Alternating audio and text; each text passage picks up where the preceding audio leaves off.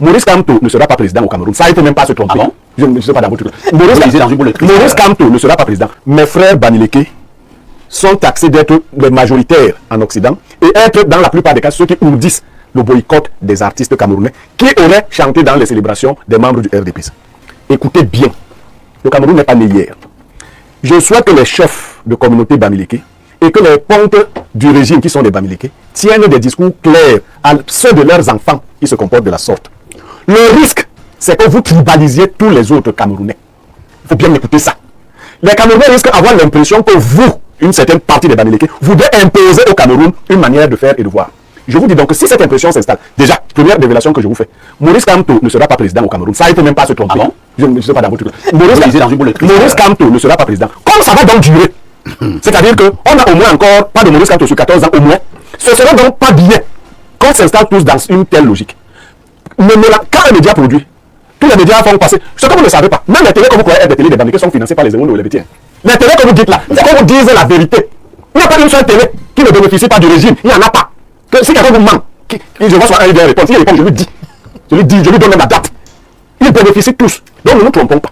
Nos frères Béti nous ont reçus à Yaoundé. Ils ont reçu toutes les communautés. Et ils ont fait des faveurs à beaucoup de communautés, y compris les communautés de l'Ouest et les Bamileke. C'est en toute fraternité. Donc ceux d'entre vous qui voulez prendre le pouvoir à tout prix et en voulant ostraciser tous ceux qui ne réfléchissent pas comme vous, faites bien attention. Parce que la roue de l'histoire tourne. Si ça tourne dans les têtes de tout le monde, ce ne sera pas bon. Et ce n'est pas l'État qui aura provoqué cela, c'est vous. Dans les Boston ou autres, tenez un autre discours. Parce qu'on commence à stigmatiser ce groupe-là. Faites attention de continuer comme ça. Enlevez les artistes de vos manipulations. Certains artistes servent vos intérêts. Ouais.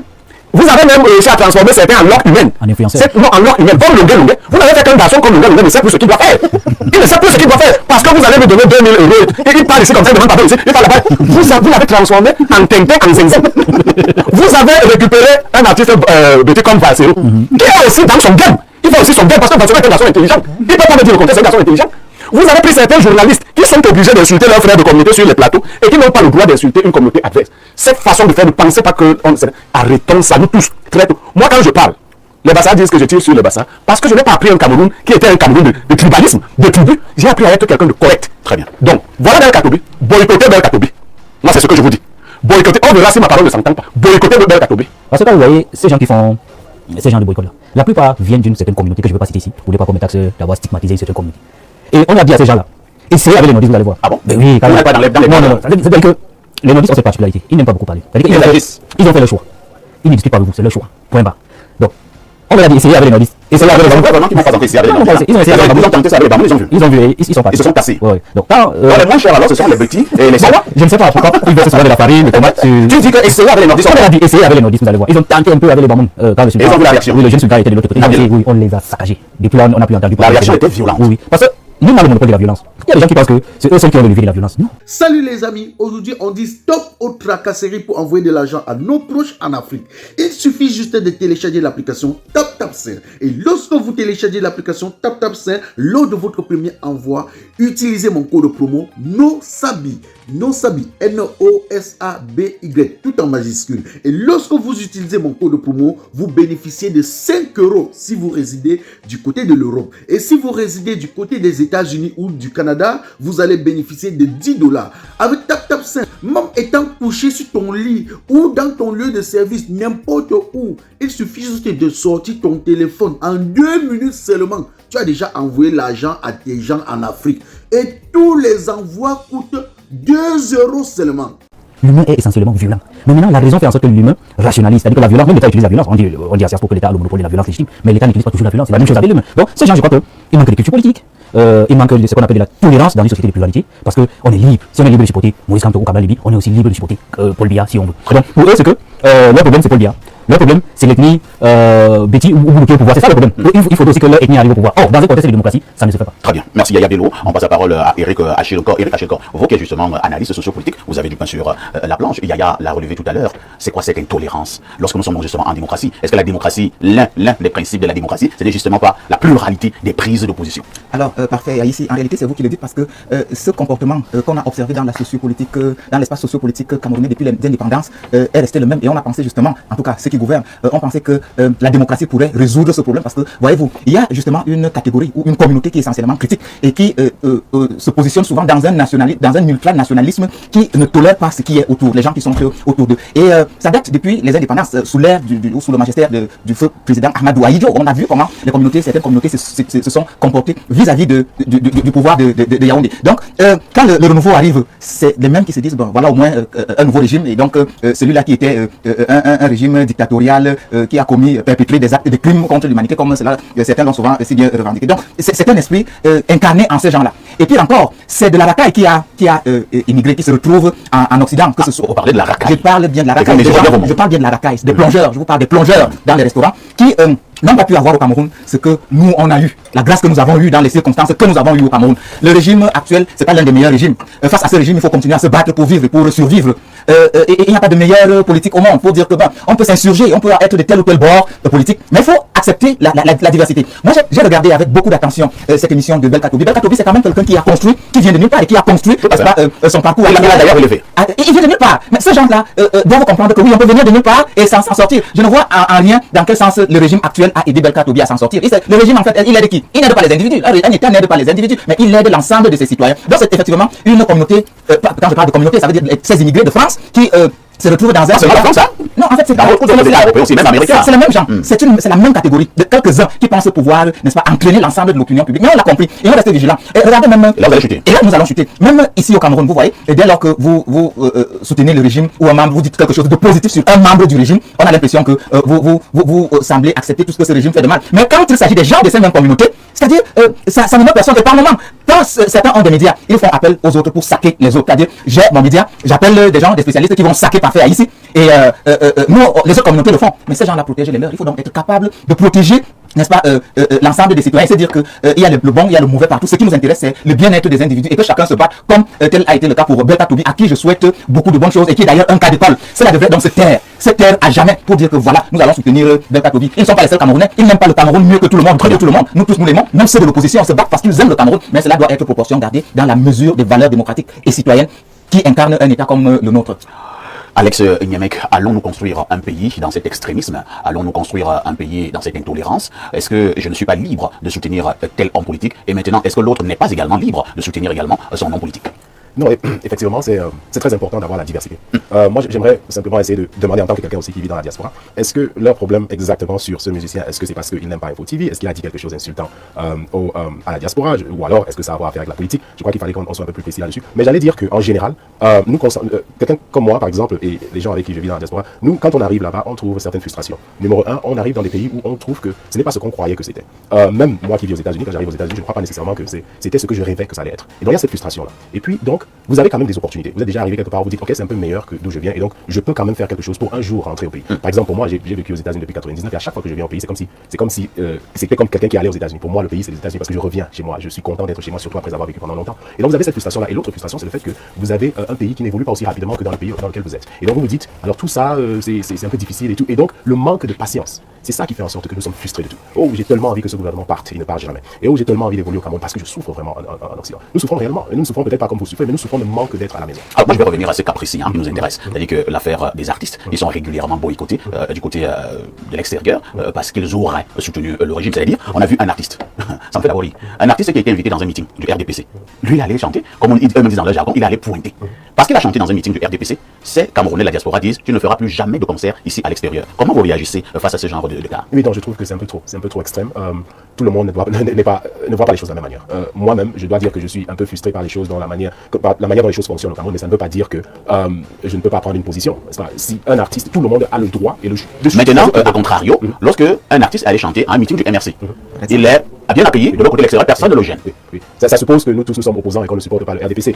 Moi, je dis toujours que l'évolution d'un pays n'a rien à voir avec le gouvernement. C'est-à-dire qu'en tant que théologien, moi-même, je suis du fait de l'avis que l'arbre produit le fruit. C'est-à-dire l'arbre, c'est le pays et le fruit, c'est le gouvernement. Si nous voulons changer le pays, nous devons d'abord changer notre mentalité. Nous devons avoir de la patience. Tout se fait avec beaucoup de patience. Nous devons supporter tout le monde. C'est très important et respecter les choix des autres. Merci Alex pour votre intervention. Vous l'avez dit, je le reprécise, vous êtes du côté des États-Unis depuis une quinzaine d'années. Alors, Jeanne-Rosine Vando, certains artistes ont connu des pressions du côté de l'Occident. On a boycotté leur concert. Voilà, on a promis de boycotter leur concert de ce côté-là. On a vu certains revenir demander pardon à ces Camerounais de la diaspora. Nous avons le cas Coco Argenté qui est venu se mettre à genoux. Nous avons le cas Lady Ponce qui est venu se mettre à genoux pour demander pardon. Et il y a plusieurs autres cas. Comment vous réagissez aussi face à ceux qui reviennent demander pardon parce qu'on a dit que bon, vous serez sanctionné, vous n'allez plus jouer ici, et ils demandent pardon. On ne peut pas demander pardon. On est libre de faire ce qu'on veut. On est déjà dans un pays de libertinage, puisque tout le monde fait ce qu'il veut. D'autant plus que ces artistes qui vont dans la diaspora, parfois ici, comme l'a dit tout à l'heure Achille, il y a des racailles. Il y a des personnes, quand on dit racaille, c'est pas parce que vous n'avez pas d'argent, c'est parce que la tête, là, ça ne réfléchit pas. Je vais prendre particulièrement le cas de Belkat Tobi. Lorsqu'il est arrivé sur ce plateau, tellement c'est quelqu'un de très beau déjà, il est propre. Et vous savez, Très élégant. Il est élégant. Il sent bon. Il sent tellement bon. Moi, j'ai dansé avec lui. Oui, on était tellement content, ça tellement suscité des jaloux. Il y a des personnes de la diaspora qui m'ont rappelé pourquoi il te connaît tellement. Non, on connaît ce qui est bien. On connaît ce qui est bien. Il y a eu des jaloux, mais c'est quelqu'un qui ne sort de nulle part et qui a réitéré ce qu'il est devenu aujourd'hui. Donc, ce type de moi, je pense que c'est de la jalousie qu'on ne mélange pas politique et musique, ça ne va pas. Ça ne va pas de pair. Donc, Belkat Tobi, ce que nous pouvons te dire sur ce plateau il sera toujours le bienvenu. Et le régime actuel, parfois, ici, c'est un régime d'où les personnes qui sont tout autour, ce sont ces personnes qui nuisent à ce régime-là. J'espère que Belkat Tobi ne va pas demander pardon. Non, il ne va pas demander pardon. Il ne va pas demander pardon. Parce que cette communauté dont Yaya eu à taire le nom, on n'a pas besoin de taire le nom. On n'a pas besoin de taire le nom. Je ne sais pas pourquoi est-ce qu'il a peur de le dire. Ce sont les personnes de l'Ouest. Pourquoi est-ce que vous allez déterrer les personnes de l'Ouest? Il y a les membres de l'Ouest, il y a les Tika. Ça reste encore fait dans l'amalgame. Est-ce que les Tika interdisent aux artistes d'aller jouer en Europe? Est-ce que les Bamons le font? Ils n'ont pas de droit. Voilà, donc on peut dire que ne dites pas simplement les personnes de l'Ouest. Les personnes de l'Ouest, la majorité, si nous retirons le département du Mou, les personnes qui viennent de l'autre côté, comme on dit, de la diaspora. Du bon barbecue fait au charbon de bois. Ah oui, ça se passe au café restaurant Kilomètre C à Bruxelles tous les jours. Et n'est jamais espoir. Le café restaurant Kilomètre C vous accueille tous les jours avec ses différentes spécialités africaines et plus précisément camerounaises, telles que le macabondolais, le héros, le concha, le meilleur barbecue fait au feu de charbon de bois, sans oublier le spécial week-end carreau. Le café restaurant Kilomètre 5 est ouvert de lundi à dimanche de 9h30 à XE. Nous sommes situés à l'avenue Clémenceau, numéro 50 1070 Anderlecht, Bruxelles. Maman Chambon. Téléphone 0032 485 90 43 et 76 ou encore le 0032 244 916 et 11. Alain Kilomètre 5, finis-nous avec ton bon barbecue. Warlai, je vous jure que j'étais là-bas, j'ai mangé le tarot, c'était bon jusqu'à... Du RMC, parfois ici. Ce sont ces personnes qui voudraient nuire aux artistes qui viennent supporter ce qui est bien. On ne peut pas toujours dire que le régime est mauvais. Il y a des personnes qui se battent, il y a des personnes qui se lèvent le matin et le régime ne vient pas te donner à manger. Le régime t'apprend à pécher. Donc, ce dont nous déplorons au Cameroun, c'est de la jalousie. Parfois ici, quand vous faites bien, les gens ne vous aiment pas. Très bien.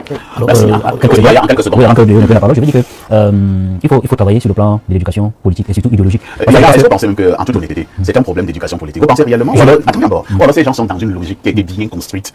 Est-ce qu'ils ont besoin d'une éducation politique? En réalité, ils n'ont pas besoin d'une éducation politique, ils ont la logique extrémiste. En réalité, c'est les deux, monsieur. Parce que l'idéologie que défend le MRC, c'est une idéologie proche de l'anarchisme. C'est-à-dire que, oui, pour eux, tout ce qui est État est à proscrit. C'est-à-dire, vous voyez, on convoque quelqu'un, c'est-à-dire une autorité, disons une personne pose un acte. Une personne, je ne vais pas citer parce que je ne vais pas ouvrir le débat ici. Pose un acte. L'autorité compétente convoque la personne pour dire, venez, on vous explique que ce que vous avez fait, c'est contre la loi. La personne n'est pas. La personne dit non, c'est la persécution. Donc, quand vous voyez comment ces gens raisonnent, c'est de l'anarchisme. Mathias Eric Onang dit que c'est une logique insurrectionnelle. Moi, je reste sur le plan idéologique. Parce que tout part d'abord de l'idéologie. Avant sa déclinaison sur le plan matériel qui peut donc déboucher sur l'insurrection. C'est d'abord dans la tête. C'est-à-dire que pour eux, l'État n'existe pas. Il faut travailler pour détruire l'État. C'est-à-dire que le procureur vous convoque. Vous ne pouvez pas. Vous dites que je ne pars pas. Après, vous faites écrire par vos proxys à l'international que l'État du Cameroun est en train de me persécuter.